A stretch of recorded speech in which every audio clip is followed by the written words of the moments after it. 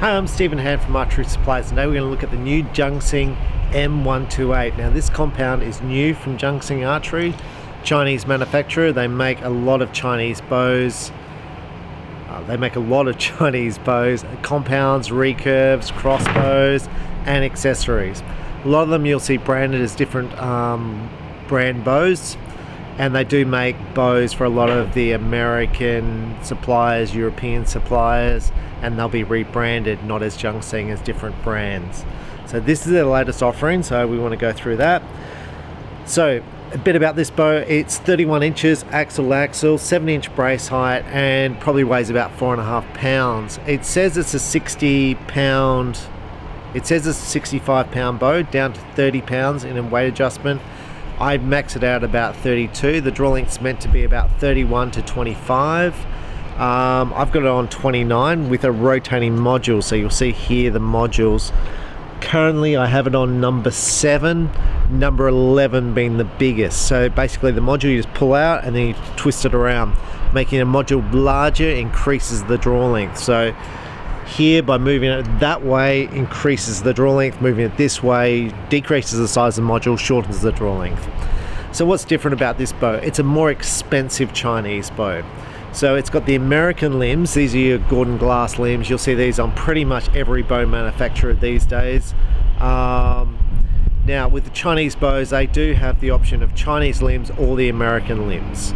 So, and how do you know that they're the difference? The American limbs are generally straight. They generally look like this, and that's what a lot of the American bow companies will look like. So metal limb pockets. Now what's different about this bow? On cams they can either come cast or machine. This is a machined cam, cast being cheaper. So this is like a binary cam system. Top cam and bottom cam are identical. And to me, the way the module works just here reminds me a lot of the old Martins, where this is the lead and that comes down to the rotating module. Now on the Martins back in the day, you had an issue here at this point here was a wear point where the one module left the other. Now to me this looks pretty good. It looks like this track here is bigger than this track here. When I say bigger, more pronounced, so I don't think it will actually hit this point here, the cable, so I don't think you'll see any wear. The way the cable hooks on here is very similar to other bow manufacturers, and it looks nice. The riser itself is a cast riser. It doesn't have a rear stabilizer hole, so if you're wanting to fit a rear stabilizer, you're going to fit it on the front. Cast riser with the holes here to make it look like your cage risers from the expensive bow companies. The grip looks like a Matthews grip, and it's quite comfortable to shoot with. Limb dampeners here. The limbs, I'm going to say, it comes with this carbon wrap, so it's a wrap finish. Now on this limb here, I don't know if you can see it, just there, see the line there? It looks like it's cracked. Now I don't think it is cracked, because I can't feel any indentation of the fiberglass. So I think what's happened here with this is what I think. I think when they put the film on, because this is a film on fiberglass, that the film is actually torn, and what they've done is they've tried to put the film back over it. I would much prefer to see these limbs painted in black than to use the film dipping process, because I don't want to see stuff like this, because if you get that and you're a customer, you're going to be like, well, that's no good. Now on the inside here, you'll see also marks here on the limb, and I think once again this is the film dipping process. It's got a string stop here, so the string basically hits it to reduce vibration. Rollers here, this is similar to you'll see on the Elites and Matthews bows. It stops the cables moving backwards and forwards, so you're going to get less vibration on the bow. Now the specs on this bow, Junxing say this is going to shoot 340 feet per second with a 7-inch brace height. Now if it does that, I'm going to start shooting this bow in competitions, and I'm pretty sure it won't, so we'll see. The reason I say that is because most bows, without shooting this bow, most bows with a 7-inch brace height, don't shoot 340 feet per second. You're really needing a 6-inch brace height and quite an aggressive bow to do that.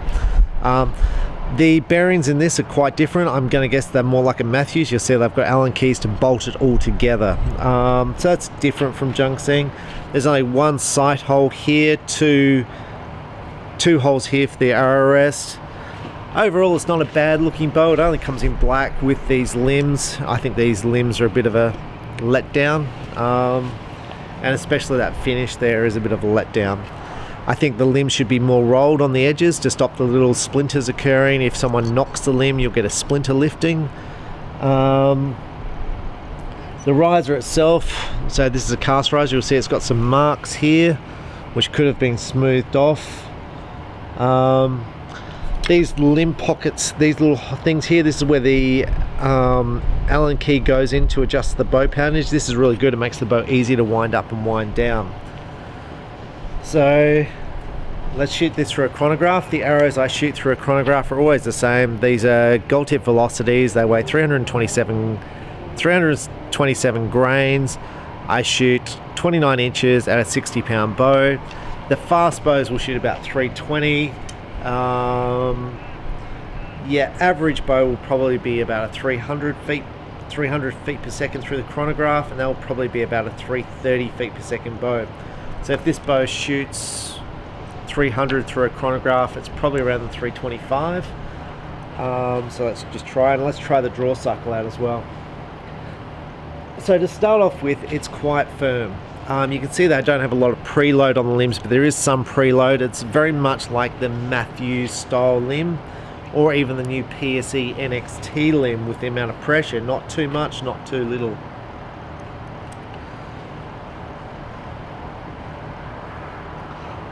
So it's peaking about here.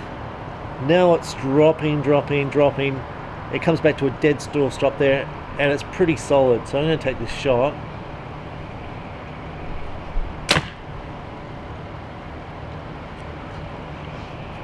Now when you get back there, it feels like it's about 70% let off, so it's not 90% like some bows. You're going to ask what speed was it? It was 285. So I'm going to rate this bow at about the 320s. I think they'll put this bow at. Now, when bow companies exaggerate their speeds, I don't know if it helps them or not. To me, this would still be, the draw cycle was good. It was smooth through. The valley doesn't just quickly drop off. It was a smooth drop into the valley, and the valley wasn't very long and it wasn't very rapid. So when you get back there, you still know you're holding weight. When you shoot the shot, it was smooth. There was no vibration. The bow was quiet. The bow comes fitted with a D-loop and a peep sight. You know, you're going to see the peep sight I've actually raised. So I've had to cut the string and move the peep sight up. The peep sight came about that position there, which was way too low. So I had to cut the serving and then slide it up. But overall the bow feels nice to shoot. The grip feels comfortable. Draw cycle's good, and the vibration is excellent.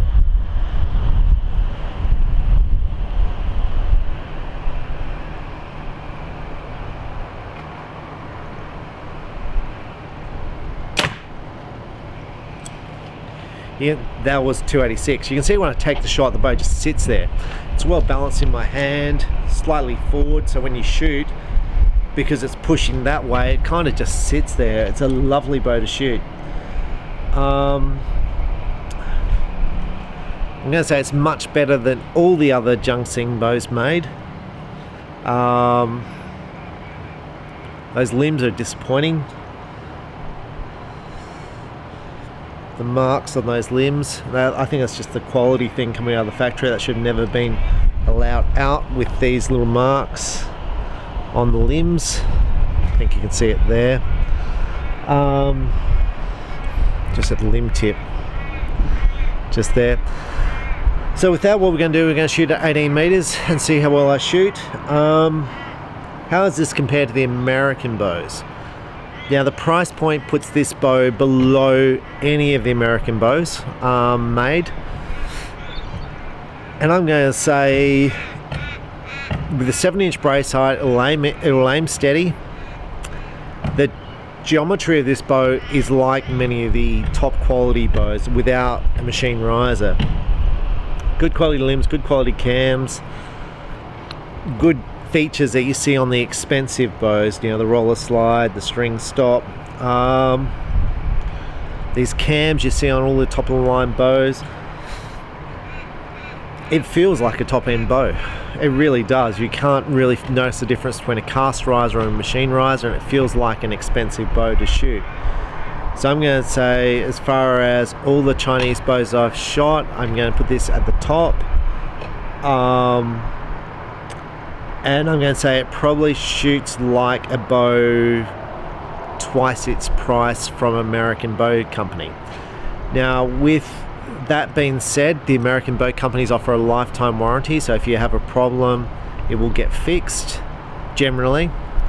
And when I say generally, most manufacturers are excellent with warranties. So if you break your limbs, they generally just replace them. And I'm going PSE. I haven't had a PSE limb not be replaced yet in 30 odd years. So with that being said, Junxing I think have a 6-month warranty on their products, and I don't think I've had any warranties with the Junxing bows yet.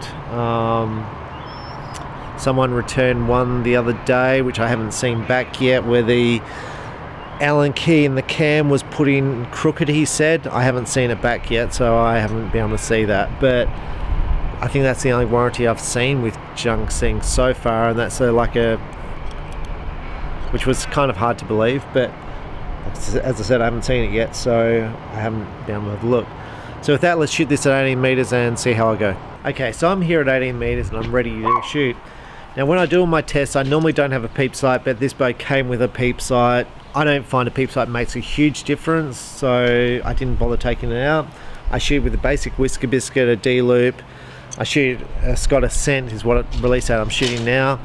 The arrows I'm shooting are the Victory VAP arrows. I've been shooting these for ages. They're a very durable arrow. I think they're over 2 years old now.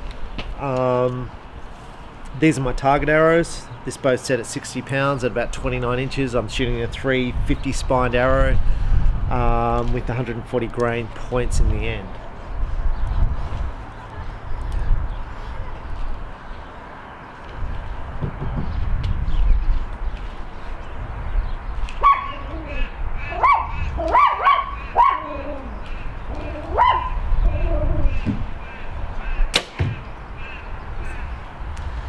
This bow feels great to shoot. There's no vibration in the end. It aims really steady with the 7-inch brace height. You'll find as you drop down in brace height, you'll get more of this wobble occurring when you aim. This is steady. I like the let off of about 70%. It gives me a nice follow through when I shoot. The grip feels comfortable.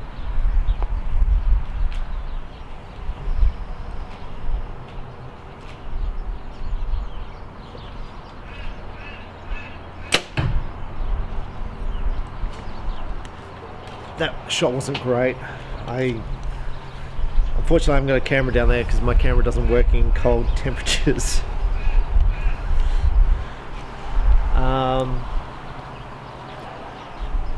I expect I'll shoot pretty good with this bow.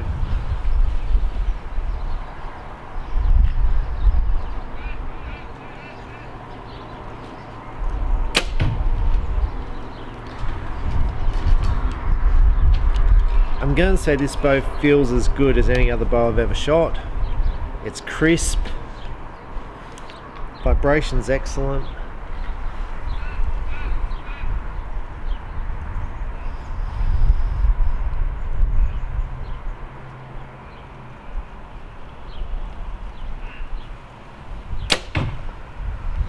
And you know, it's not as fast as some bows on the market, so if you drop back to a 6-inch brace height, your bow's going to be faster, but then you're going to pick up more wobble.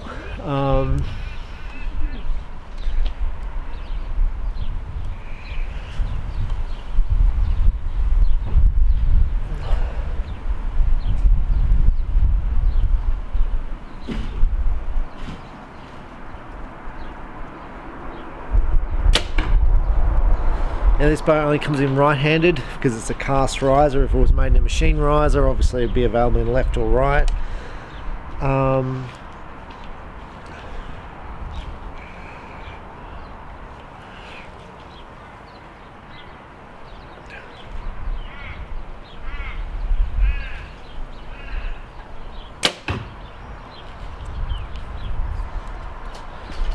Yeah, I haven't shot for a bit because with Corona we've been very busy. So some of the bad shots could be me. Could be, yeah, it definitely is me, but my grips are probably not as good as when I'm shooting a lot.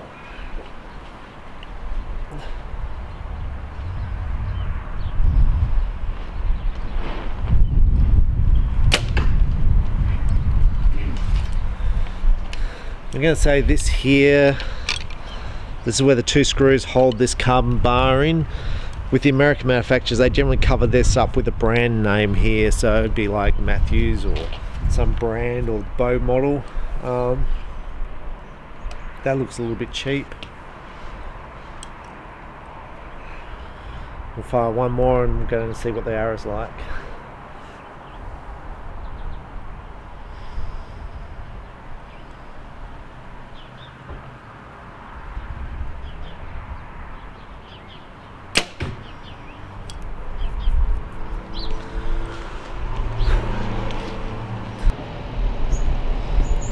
Okay, so up here at target, my groups are slightly low. You can see I've got one in the middle and then I've got a nice little group down below. Now my group down below I can get my fingers around. This was a bad shot where I moved my hand left. I mean, I can almost get my fingers around the group of arrows. So it's definitely not a bad group.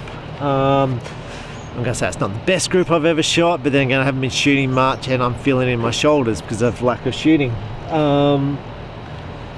I feel like I shoot really well with this bow. Now when I compare it to the other Junxing bows I've shot, the Phoenix, their target bow, the target bow Phoenix, which is a longer bow, 40 inches axle to axle, the strings are softer so the bow jumps forward in your hands, the limbs are more upright, causing the bow to jump forward. This bow, it doesn't. It sits there in your hand. It doesn't mean that this bow is harder to shoot or that it shoots better. It just feels better to shoot. So there's a difference there between a bow that feels better and actually shoots better, because a bow that jumps forward in your hand doesn't mean it's a bad bow to shoot. It just means it jumps forward in your hand. This bow doesn't. It just sits there. It feels nice. This bow would be ideal for a beginner who's interested in like field shooting, maybe target shooting, whose budget extends to more than the beginner Chinese bows, but not as much as the American bows. It will also appeal to a person whose bow budget is at the American bow budget, but then sees this bow as a higher performance bow than the American budget bow, and they may see it that way because it's got better limbs, because it's got metal limb pockets, because it shoots better. The grip they might find better. They may just be at a price point where they can't afford the American bow. So with all that all being said, when people come into my shop, I had a guy in my shop on Friday. I said, "What's your budget?" I came in and said, "I want to buy a bow." I said, "What bow do you want to buy?" He goes, "Don't know." And I said, "What's your budget?" He said, "Don't know. I don't really have any budget in mind." I said, "Well, I've got $1,000." He said, "No." And I said, $500, and he said no. So I was like, "So your budget's $200? And he's like, "Yep." So I'm going to say it gets back to your budget. When you come in and you've got a budget in mind, a bow in mind, bear in mind a more expensive bow is generally going to shoot better than a cheaper bow, generally, but the differences are minor. And there's going to be more expensive bows than the M128 that don't shoot as good as this. This is one of the better bows I have shot as far as the feel of the shot, the grip, the way the bow shoots, the vibration is all good because it has the roller slides. It has the roller slides which stop the cables moving forward. It has the string stops. It has your American limbs that are parallel. It's got machine cams. All this stuff is good. The bits that aren't good, obviously the finish on the limbs was the worst I've seen by any manufacturer. And I think just some of the polishing up bits probably need to be fixed up on this bow. There's no instruction manual that comes with this bow, whether that's good or bad, or whether you need it, that's another thing. I don't know if you need them these days. Yeah, maybe you want to know how much these limbs wind out, how many turns you've got on them. That would be handy, because you don't want to sort of wind it out so far in the bow to go pop. But overall, I think it's a nice bow. Price point of this is under 400 Australian dollars, which puts it below all the American bows on the market, but higher than the other Chinese cheap compounds on the market. So a little bit more expensive than those. But overall, I think it's pretty well priced. And if I was looking at a compound bow and I was looking in the Chinese price bracket, I would definitely spend more than the baseline Chinese and upgrade to this, because I'm getting the roller slides, the better cams, and the bow feels better with the parallel limbs. It's a nicer shooting bow. It is going to be $100 more than your other Chinese bows, but I think it's worth it, that $100. So I'm Stephen Hand from Archery Supplies, and the more you shoot, the better you shoot. Thanks for watching. Bye.